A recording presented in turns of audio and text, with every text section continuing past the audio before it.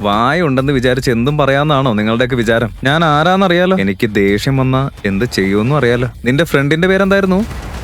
പുഷ്പ. പുഷ്പയുടെ പേര് കേട്ടതോടെ ആ സ്ത്രീകളുടെ ആത്മാവ് വരെ വിറച്ചു. അവരെ ഞാൻ എന്താ ചെയ്തതെന്ന് മറന്നുപോയെന്ന് തോന്നുന്നു. ഇനി എന്താ നോക്കി നിൽക്കുന്നത്? എന്റെ റൂമിലേക്കും വരണോ? പോ.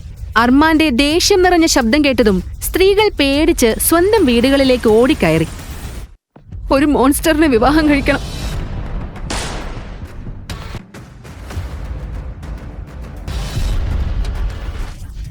അവന്റെ കുഞ്ഞിന് ഞാൻ ജന്മം നൽകണം. ആസ്ത, നിനക്ക് വേറെ വഴിയില്ല. ഈ വിവാഹം നീ കഴിച്ചേ പറ്റൂ. എനിക്കിത് ചെയ്യാൻ പറ്റില്ല. ഡോക്ടർ ആകാനുള്ള എന്റെ സ്വപ്നം അങ്ങനെ തന്നെ അവസാനിക്കും. ഇവരെത്ര പവർഫുൾ ആളുകളാണെന്ന് നിനക്കറിയില്ലേ? എന്തും സംഭവിക്കാം. നിന്റെ അമ്മാവന്റെ ജീവൻ പോലും അപകടത്തിലാകും. സ്വന്തം കാര്യം മാത്രം ചിന്തിക്കുന്ന അത്ര സ്വാർത്ഥയാകരുത് നീ.